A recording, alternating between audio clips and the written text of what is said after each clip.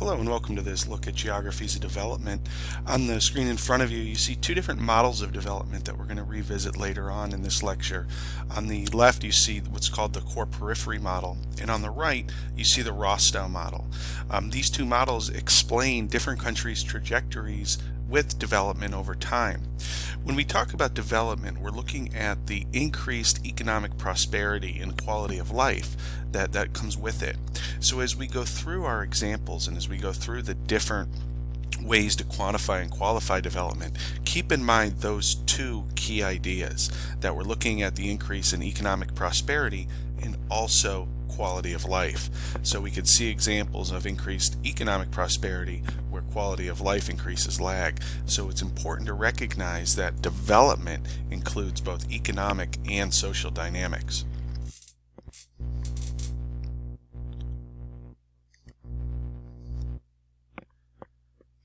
To revisit an item we looked at in economic geography that'll tie closely with development, we want to look at mass consumption.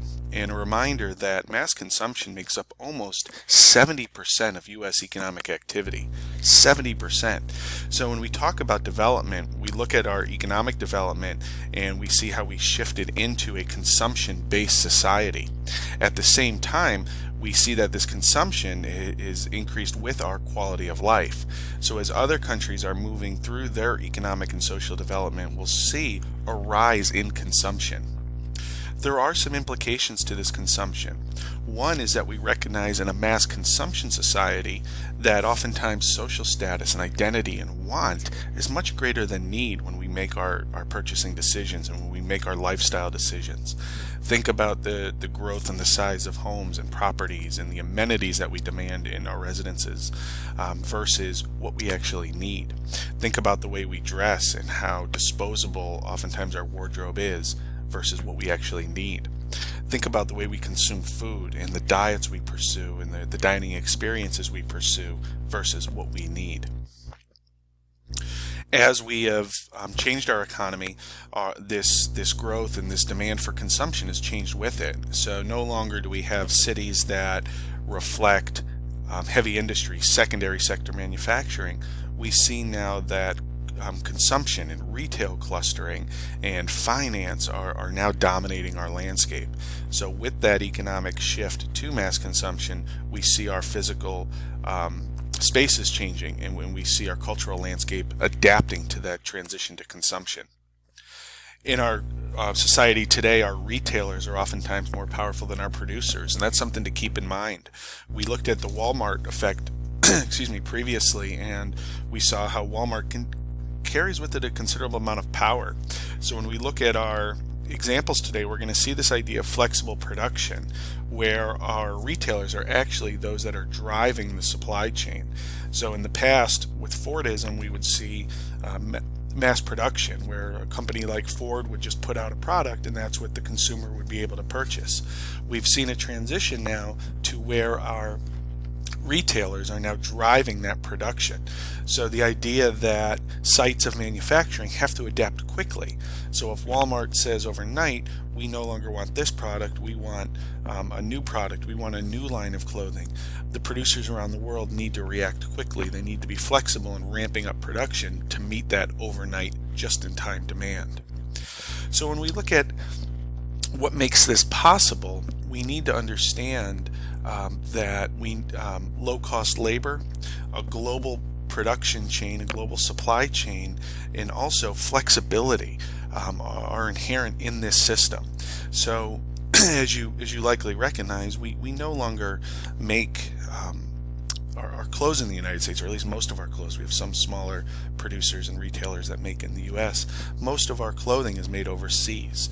Most of our consumer goods are made overseas. So keep that in mind as we go through our upcoming examples. The image on your screen is of 23 to 29 Washington Place in New York City. This building is found on the eastern end of Washington Square Park. Today, this building is part of New York University. This building used to be the Triangle Waste Company factory. So while our garments today are primarily made overseas in countries like China, Vietnam, Bangladesh, they used to be made domestically. So this site, again, which is now NYU, was the site of our biggest workplace disaster prior to 9/11 terrorist attacks. So we see here how this building today reflects our current economy, our current level of development. It's part of a university system, a high-end university. But that wasn't always the case. Over 100 years ago, in 1911, this was the site of a fire. You can see the image on your screen right now, a black and white photo of when this was a site of production. The Triangle Waist Shirt Factory was on the 8th to 10th floor of this building. The Waist Shirt Factory hired a lot of young women. A lot of them were immigrant women, and it provided steady work. It also provided an unsafe work environment, something that would never be permitted today in the United States. So on March 25th, 1911, a fire broke out. They believe that it was discarded paper or perhaps a cigarette butt was placed into a trash bin, and a fire spread. It spread rapidly given the materials that were present. As the fire started to spread and people became aware of it, they were trapped in the building. Now, the work environment was much different over a century ago. So the women that were working here tried to go to the exit, but the exit door was locked. The owner of the company feared that the women were stealing products, were stealing the garments. So he locked the one escape. The women tried to go out the window onto a exterior fire escape, and there was just too many. You weren't able to find enough space to get the women out. So many women were trapped in this fire, and the death toll amounted to almost 150. And here you could see some images of what the space looked like following the fire. The building was made of brick and it trapped the heat, so it basically turned into an oven. You could see the long rows of sewing tables. You could see the outside where the fire escape collapsed over weight and heat. So this event that happened in downtown Manhattan didn't happen in isolation. Now, it was 1911, so we didn't have the internet, we didn't have the diffusion of news that we have today, but this happened in a busy downtown space. What resulted was a significant change in the way that we work in America. Now, the change didn't happen overnight, but it did slowly change the way that workplace safety was recognized, the number of hours a day, certain measures that had to be put in place. The state of New York responded pretty quickly with improving workplace safety and limiting the number of hours that somebody could work in a day. Unionization took hold. Labor unions saw this as an opportunity to really promote what a labor union does with workplace safety and this idea of strength in numbers with a working group. So the Waist Shirt Factory really created change in the United States. The image on the screen is one of the parades that followed the fire in later in 1911. Parades going through the streets of New York to really fight for change. One of the individuals who witnessed this fire, her name was Frances Perkins, and she was the future Secretary of Labor under Franklin Delano Roosevelt. So she sat in Washington Square Park. She was a recent college graduate, and she saw this fire. So 20 plus years later, when she was in a position of authority, she recalled this Triangle Waist Shirt Factory when the Roosevelt administration put in place new national work safety measures and workplace standards. One of the long-term outcomes, in addition to workplace safety, in addition to better wages, fewer hours, was also outsourcing. Because of the increase in labor safety, because of the increased cost of providing a safer workplace, paying a higher wage, long term, business owners looked to pursue low-cost labor. So while young women, again, many immigrant women in Lower Manhattan, provided a local source of low-cost labor, as our transportation and communication improved, low-cost labor was sought out in other parts of the country and ultimately other parts of the world. So it's a delicate balancing act. When we increase workplace safety, we increase costs. When we increase costs, we can make a certain segment of the labor market less attractive. So let's fast forward about a century and see a similar event that happened elsewhere around the world. In 2013, there was a garment industry disaster in Dhaka, Bangladesh. Dhaka, Bangladesh has a workforce that is quite similar to the one that we found in Lower Manhattan over a century ago. This workforce was made up primarily of young women. This workforce was central to Bangladesh's economy. As you can see in the graphic on the right-hand side of the screen, knitwear, garments, and other leather products make up about 85% of Bangladesh's exports. This garment economy is what's known as an agglomeration economy, meaning a cluster of similar industries, similar practices. So in this area, this Rana Plaza area of Bangladesh, of Dhaka, the capital city, we see a number of these garment industries. We see a lot of similarities. Young women, many of these young women were migrants to the city to work in this industry. Bangladesh is one of the poorest countries on earth. As you can see, the average worker makes about $2 a day, less than a quarter an hour.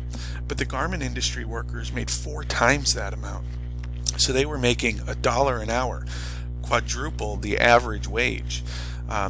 So this industry was central to the economy. It was very important. It was providing garments for a global consumer base. So what was produced here wasn't purchased and worn by local residents. It was sent to Western Europe. It was sent to Latin America. It was sent to North America.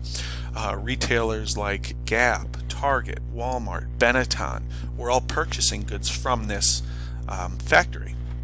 This Rana Plaza reflects some modern day concerns in places of the world where they don't have those workplace safety measures. Rana Plaza was a previously an office building that was transformed into industrial use. The owner of the building added 3 floors above what the permit allowed, and the building was actually built on a filled-in lake. So on April 23rd, 2013, some cracks were noticed in the building, and people left the building, but the owner threatened their jobs and said, you need to go back to work or you're going to lose your job. And think about, cost benefit here. If or opportunity cost, if employees don't go back to work, they don't have a job, they're missing out on one of the more secure sectors in the local economy. So everyone went back to work, and the next day, as you can see in the picture in front of you, the building collapsed, and there was over 3,200 people in the building at the time, and about a third of them died.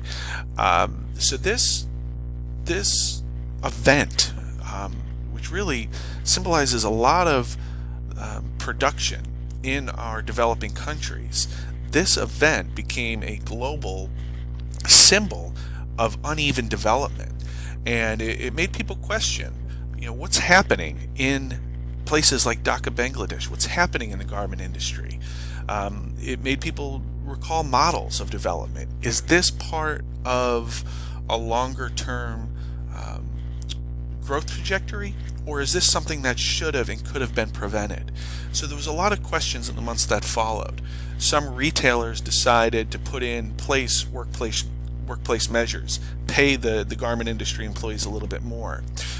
Many of the retailers, most of the retailers, actually came short of accepting any responsibility in the disaster, saying that we're engaged in free market economics.